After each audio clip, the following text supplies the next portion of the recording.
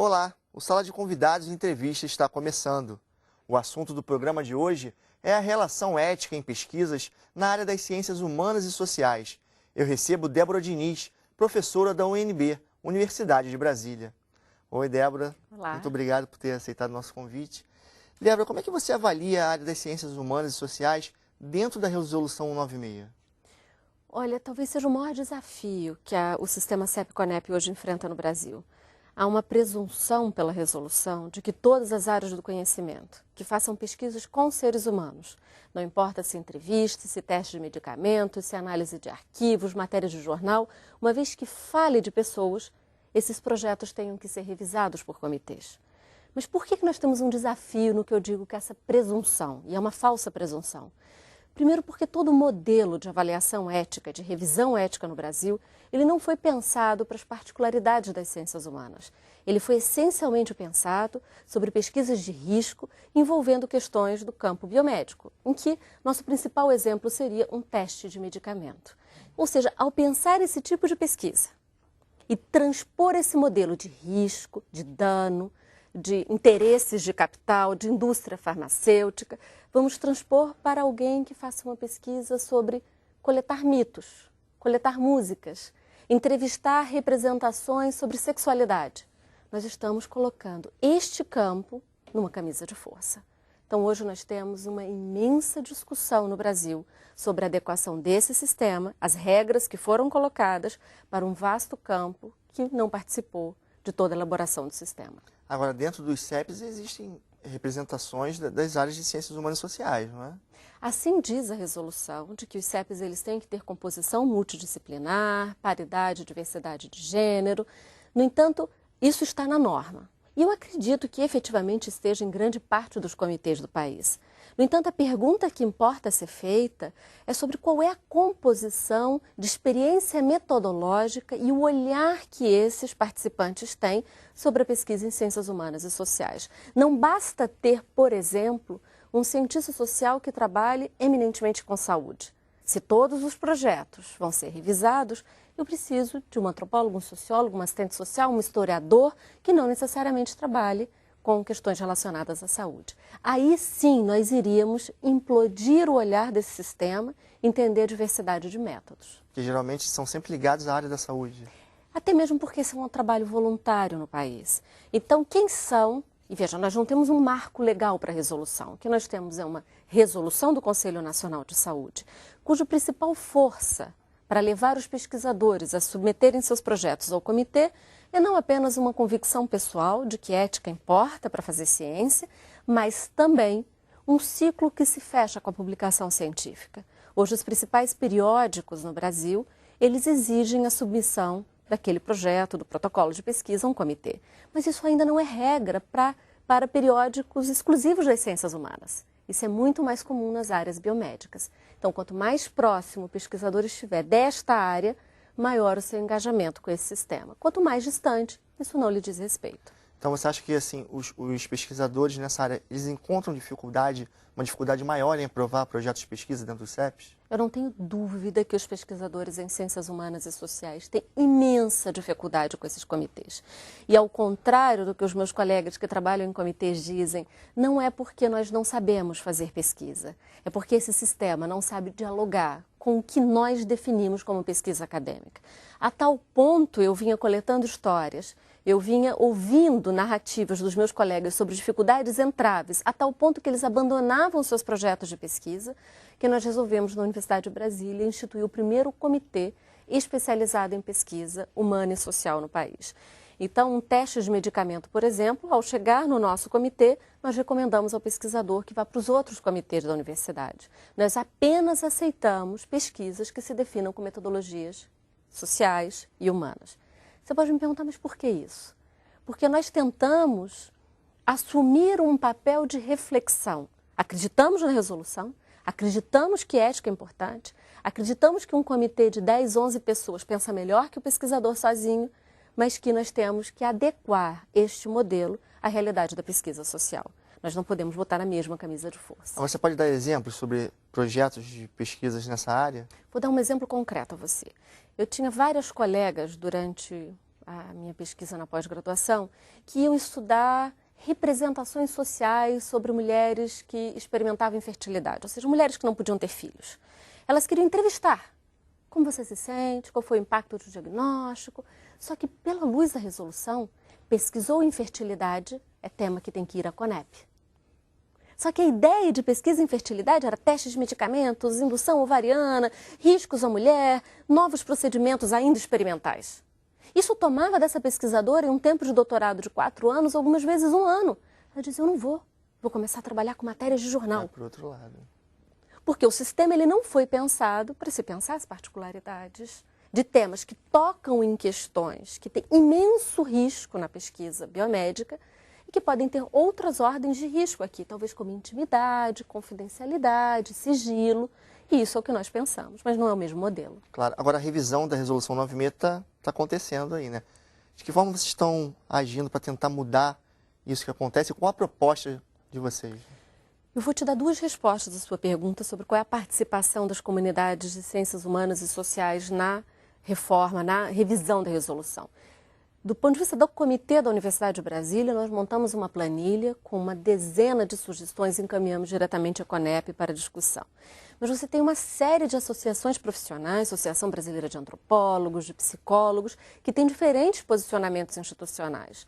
Algumas dessas organizações, elas sustentam a tese de que os seus afiliados não devam submeter projetos a esse sistema, porque elas não reconhecem a legitimidade, não importa com qual revisão, porque ele é um modelo assentado em uma lógica específica de se fazer pesquisa. A minha posição é um tanto quanto, talvez mais conservadora nesse movimento de crítica. Eu acredito que nós conquistamos uma cultura de revisão ética muito importante no país, da qual a revisão ética é importante e, na minha experiência como pesquisadora, sempre engrandeceu os meus projetos. No entanto, há um dispositivo que talvez seja o mais problemático e que, se ele não for estruturalmente revisado na resolução, nós vamos manter um espaço de tensão. É a ideia de que o termo de consentimento livre e esclarecido tenha que ser firmado antes e por escrito. Nós temos uma série de pesquisas, e eu te dou outro exemplo. Conduzi uma pesquisa nacional sobre mulheres que realizaram aborto. O aborto é crime, é ilegal e as mulheres podem ser presas. Eu não posso pedir a ela um TSLE escrito. Eu não posso ter dela um registro de uma confissão de um crime. Nós fizemos TSLE oral e jamais coletamos nenhum dado que permitisse a identificação dela. À luz estrita da resolução, nós não poderíamos ter feito isso. TSLE é escrito, é isso que está dito lá. Então, esse é um dos exemplos de mudanças, de manter um espírito de proteção ética aos participantes, mas de reconhecer as particularidades de cada tema. E qual a sua expectativa? Você acha que essas mudanças vão acontecer? Olha, a minha expectativa é que nós temos 2 grandes caminhos. Ou a criação de uma resolução específica para ciências humanas e sociais, que é uma tendência muito forte, a pensar as suas particularidades com outro documento, ou permitir o que se chamaria algumas flexibilizações, apesar de eu não gostar desse conceito, porque não é flexibilizar, é reconhecer as particularidades dos campos. Então, eu diria que nós temos essas 2 grandes tendências, mas nós não podemos esquecer uma forte resistência de rejeição a esse modelo. Tá certo, Débora. A gente vai fazer um breve intervalo agora. Não sai daí, o Sala de Convidados volta daqui a pouco.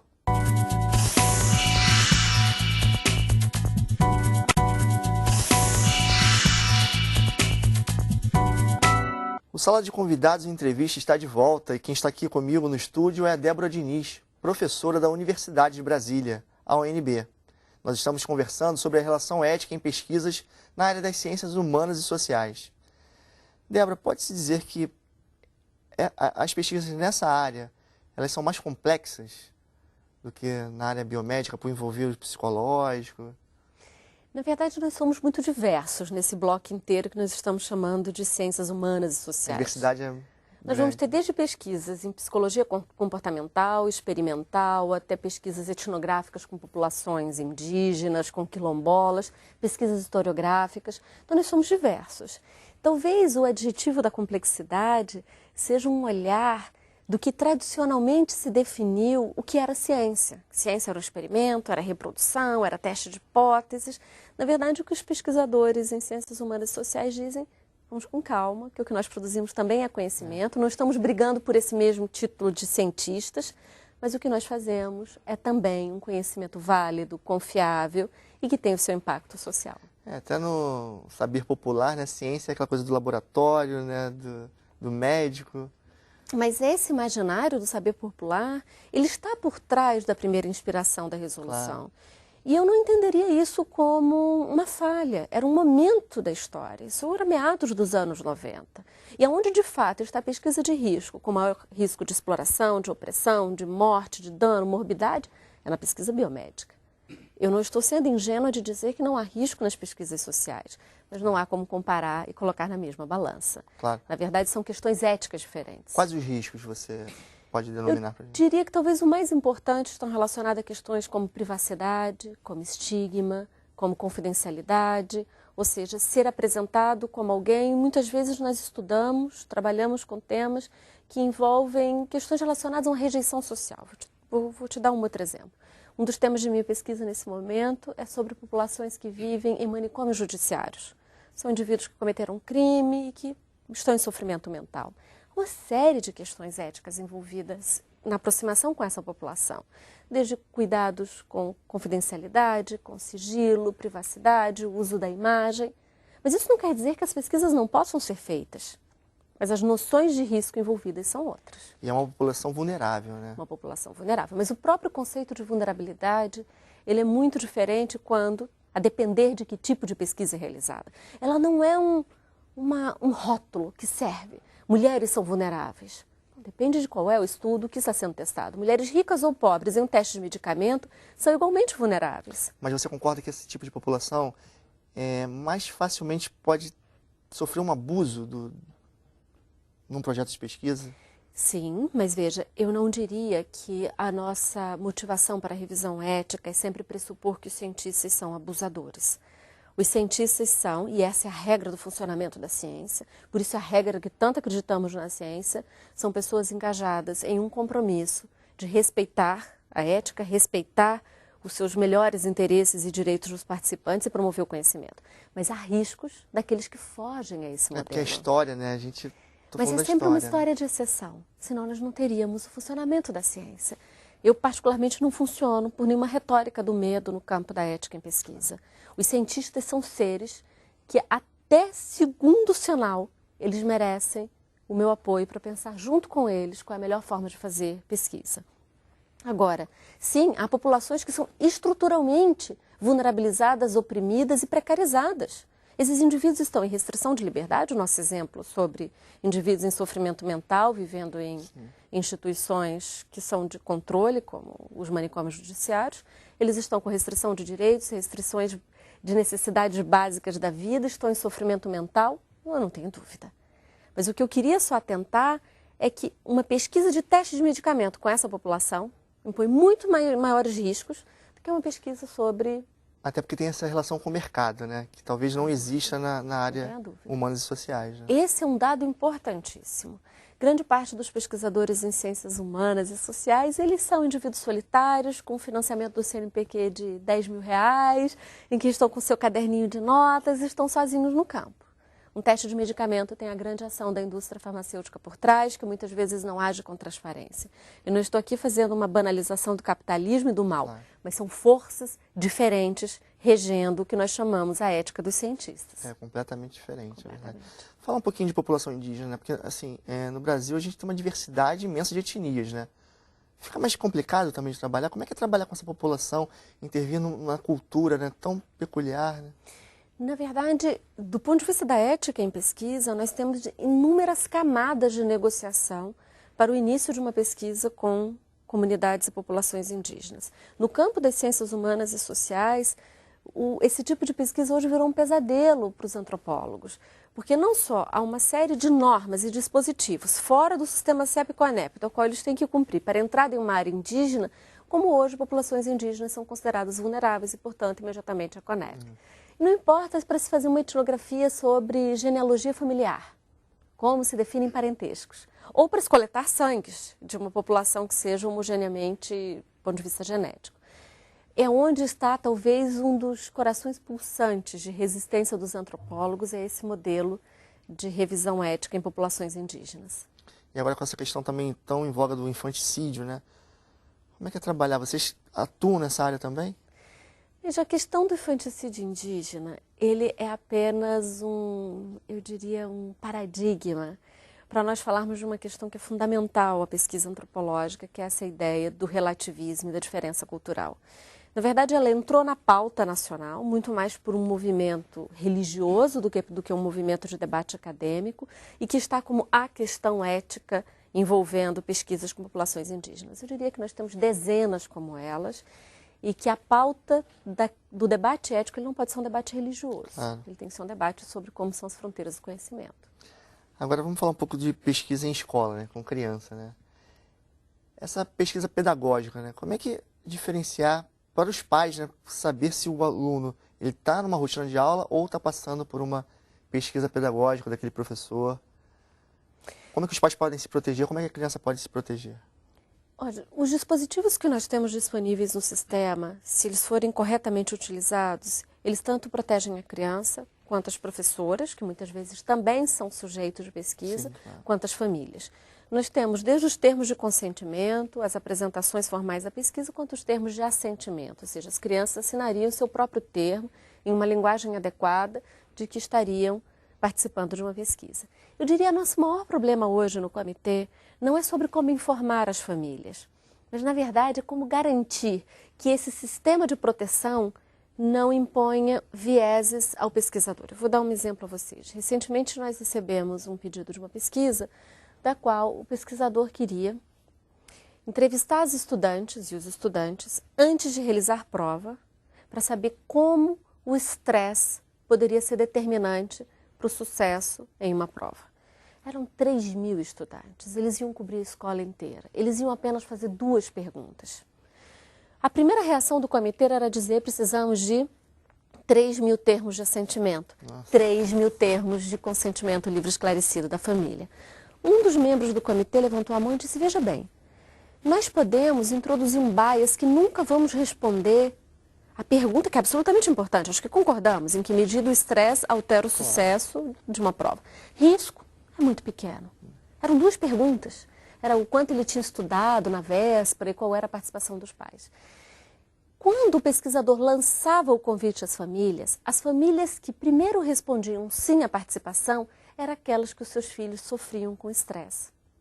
Ou seja, condicionar uma pesquisa dessa, de baixíssimo risco, a que todas as famílias respondessem afirmativamente, nós poderíamos introduzir um viés no estudo que ia invalidar os dados. Apenas famílias cujos filhos experimentavam o estresse eram aquelas que respondiam. Mas aí também tem as considerações do ECA, né? Que também tem... As considerações do ECA, isso aí já é um marco legal, certo? Diga-me. Então, é isso que eu estou te falando. Além de todas as regras, né? Dos CEPs, né? Da Resolução 9.6, ainda tem o ECA, né? Sim, mas em que o ECA proibiria o envolvimento de uma pesquisa com... Não nesse caso, mas também tem que ser levado em consideração, sempre, né? Mas sempre, como no Estatuto do Idoso, como no Estatuto da Pessoa Portadora de Deficiência, como na Convenção de Deficiência, como em estudos sobre violência, Lei Maria da Penha. Claro. O tempo inteiro nós estamos envolvidos com isso. E pesquisas, por exemplo, sobre abuso infantil em escolas envolvendo crianças, exigem um posicionamento do pesquisador de imediatamente informar as autoridades competentes em um caso de abuso não notificado. Claro. Sem dúvida. E você, a área de ciências humanas e sociais, ela também trabalha com documentos públicos, né? Você acha que essa pesquisa também deve ser levada para os CEPs? Esse é um dos pontos, neste momento, que mais me interessa e que mais eu tenho me debatido com o próprio modelo, não do que a resolução diz, mas os comitês vêm fazendo. Imagine uma pesquisa com mídia. Eu tenho que submeter a um CEP? Vou fazer análise de matérias de jornais. Eu tenho que ter TCLE dos sujeitos que estão lá? A abertura dos arquivos da ditadura, eu vou ter que ter TCLE do torturador? Entendo. Uma coisa é revisão ética, talvez submeter o projeto para que outras pessoas me ajudem a pensar, uma fase de divulgação dos dados. Mas esse modelo de termos de consentimento livre e esclarecido, processos criminais, eu conduzo uma pesquisa de processos criminais de mulheres mortas, mulheres que foram mortas de violência. Eu tenho que pedir TCLE ao agressor? Como? E um documento que é criminal e público, do qual eu quero saber como o Estado usa o castigo contra os indivíduos, isso tem que ser público e de livre acesso. Então, uma coisa que talvez eu possa submeter os projetos são a revisão ética sobre não constranger os indivíduos, como garantir anonimato, caso caiba. Mas outra coisa é TCLE. A minha maior resistência a esse modelo é que as pessoas entendem que, inclusive, uma pesquisa em arquivo sobre o arquivo da história do Brasil na ditadura, eu tenho que pedir ao coronel ditador a sua autorização para citá-lo em uma pesquisa. Isso me parece um absurdo sem tamanho. Parece que é uma eterna luta, né, de você andar com a pesquisa e mesmo ao mesmo tempo você fica atravancada, né, porque são tantas regras, né? Mas veja, uma coisa é revisão ética para nós termos as melhores práticas, outra é o medo. Outra é usar isso como um instrumento de poder.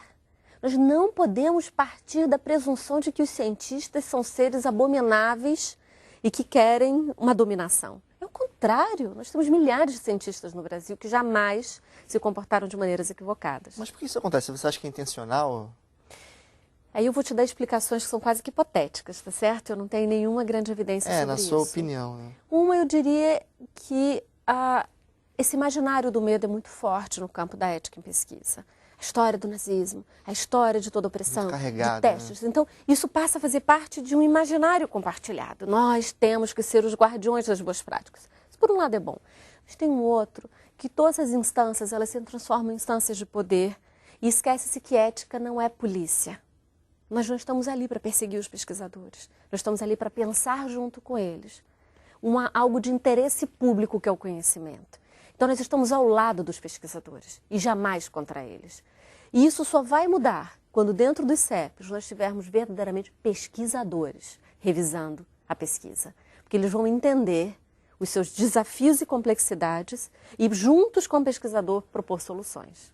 E você acha que isso acontece só no Brasil? Como é que funciona na América Latina e no mundo? Pesquisa em ciências humanas e sociais em quase nenhum país, ela vai a comitês de ética como vai no Brasil. Então, isso é uma característica do modelo brasileiro, talvez uma característica desse sentimento de controle que nós temos que ter continuamente em torno do cientista. Então, uma das formas com que eu faço pesquisa é em documentário, né? Eu sou documentarista. Então, quando eu tenho que me apresentar como documentarista, os meus filmes não precisam ir a um comitê. Quando eu digo que estou fazendo filme etnográfico, eu tenho que ir a um comitê. Entenda? É uma sempre driblando, achando uma forma de driblar. É muito tênue. E aonde está a restrição à liberdade de expressão? Eu não estou dizendo que nós devemos garantir a proteção. Mas é tênue. Eu não posso ir a um comitê e dizer que eu vou garantir anonimato dos meus sujeitos. Eu vou mostrá-lo numa tela. Isso é parte da força da história. E você acha que, por conta disso, muitos pesquisadores acabam fazendo pesquisas no exterior, deixando de fazer no Brasil? Muitos pesquisadores hoje no Brasil, eles estão encontrando atalhos às suas pesquisas para não ter que passar pelos comitês dos quais eles imaginam que não vão entender, que não vão compreender a sua pesquisa. Então você considera agora que é uma chance, uma oportunidade essa revisão 196 para mudar essas lacunas? É absolutamente importante, mas também que os pesquisadores participem do processo de discussão pública. Como é que é essa participação, né? Ela é uma consulta pública, ela está aberta a ouvir a comunidade de pesquisadores. Agora, os pesquisadores têm que ativamente participar. Aquilo que cotidianamente eles se queixam no comitê, eles têm que ir agora, escrever e dizer, contar os seus relatos de experiência e dar sugestões de melhoramento. Ou mesmo de dizer que o sistema não serve. A minha opinião é que o sistema serve. Ele só precisa ser mais sensível a nós. É isso que eu ia te falar, é importante frisar, né? Que a resolução 96 é importante, né? Muito. Nós criamos um sistema de cultura da revisão ética, eu diria talvez sem igual no mundo, na verdade do qual eu também me orgulho, a tal ponto que a nossa iniciativa de criar um comitê especializado é para provocar o debate dentro do sistema, jamais foi funcionar fora do sistema. Eu faço questão que todos os meus alunos submetam os seus projetos. Agora, é importante que o sistema seja sensível e permanentemente em revisão para acompanhar o avanço da pesquisa. Débora, obrigado pela sua participação no nosso programa. Acho que foi importante para a gente saber essa diferença, né, da pesquisa em biomédica e da pesquisa nas áreas de humanas e sociais. Muito obrigado. O prazer foi meu. O Sala de Convidados e Entrevistas está chegando ao fim. Eu vejo você no próximo programa. Até lá.